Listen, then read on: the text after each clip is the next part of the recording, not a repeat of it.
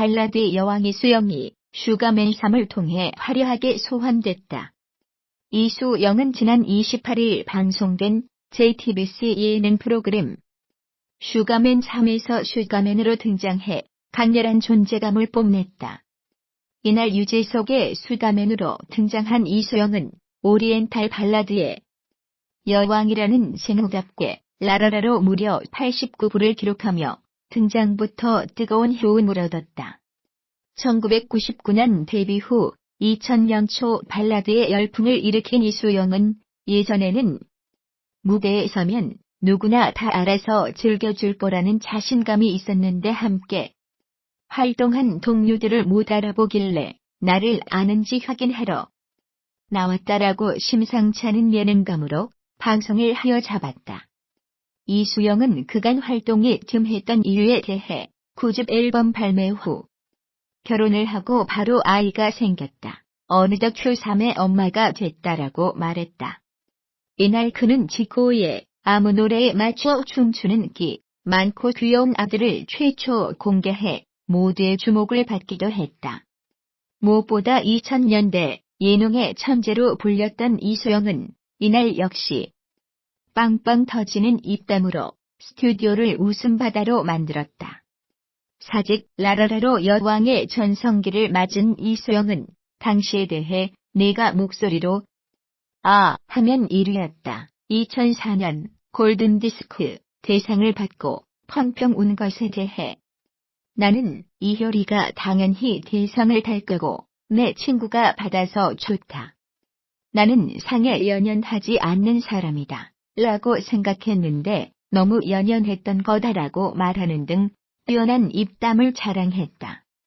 특히 이수영은 당시 엑스맨에서 보였던 예능 활약상과 함께 그의 개인기였던 연변 사투리를 즉석에서 선보였고 여전히 뛰어난 그의 예능감에 유재석은 연신 입담이 좋다. 토크가 살아있다. 이 끼를 어떻게 참았지 등 감탄했다. 히트곡 대보호로 불리는 이수영은 이날 팬들의 호응에 데뷔곡 I Believe, 휠릴리, 그레이스에 이어 덩그러니까지 선보여 콘서트를 방불케 하는 호응을 얻었다. 특히 이수영은 이제 10집을 내보려고 한다라고 컴백을 예고해 팬들의 기대감을 한층 상승시켰다.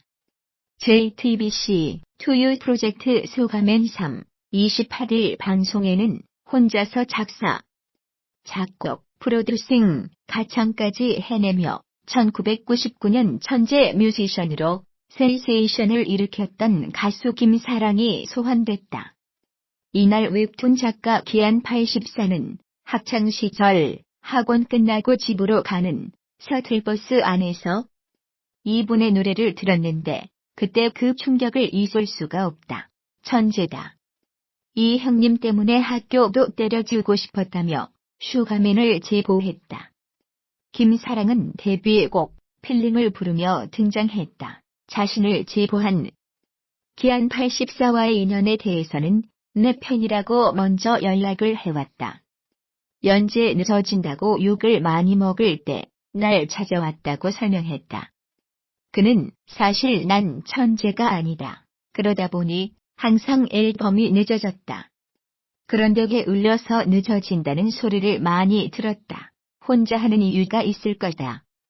천재라고 고집을 부릴 거다라는 편견이 있었다. 지금은 범불안 장애다. 정신질환 종합 세트다. 지금도 치료 중이라고 말해 안타까움을 자아냈다. 28일 방송된 JTBC 슈가맨 3에서는 소환하라 1999년 특집으로 발라드의 여제로 불리던 이수영과 나는 18살이다로 센세이션을 일으킨 김사랑이 소환됐다. 유재석 팀의 슈가맨으로 가수 이수영이 무대에 섰다. 댄스곡이 대세였던 1999년 데뷔한 이수영은 어릴 때부터 가수가 꿈이었다라면서 데뷔 당시 겪었던 웃지 못할 에피소드 등을 전했다. 이수영은 많은 사람들에게 사랑받았던 I Believe는 정작 1등을 못했던 곡이라고 말했다. 4집 라라라로 1위를 하게 됐었다는 이수영은 당시 가요 개성 대상 장면을 보며 추억했다. 유희열 역시 대상 수상으로 눈물을 흘리는 이수영을 보고 너무 좋아한다 울컥한다라고 말했다. 이수영은 나는 노래를 하는 것만으로도 행복했고 나는 큰 상에 연연하지 않는 사람이야라고 생각했는데 알고 보니 난 정말 연연하는 사람이었다라고 말해 웃음을 자아냈다. 이수영은 드라마성이 강했던 뮤직비디오에 대해서도 이야기했다. 그는 저는 2초 정도 출연하고 나머지 분량은 사장님 신두지하에 해외에 가서 찍어오시곤 했다. 몇십억이 들었다고 말했다. 신하균, 김상경 등이 출연했던 휠릴리 MV를 보며 추억에 잠겼다. 이날 이수영은 I Believe와 그레이스 등 히트곡 메들리를 불렀다.